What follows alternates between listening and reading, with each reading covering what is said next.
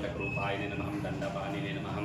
ओम प्रकृते नमः विकृते नमः विद्याय नमः सर्वभूतहितप्रदाय नमः सिद्धाय नमः विभुते नमः शिरवाय नमः परमात्मकाय नमः वाचने नमः पद्मलयाय नमः पद्माय नमः सुचाय नमः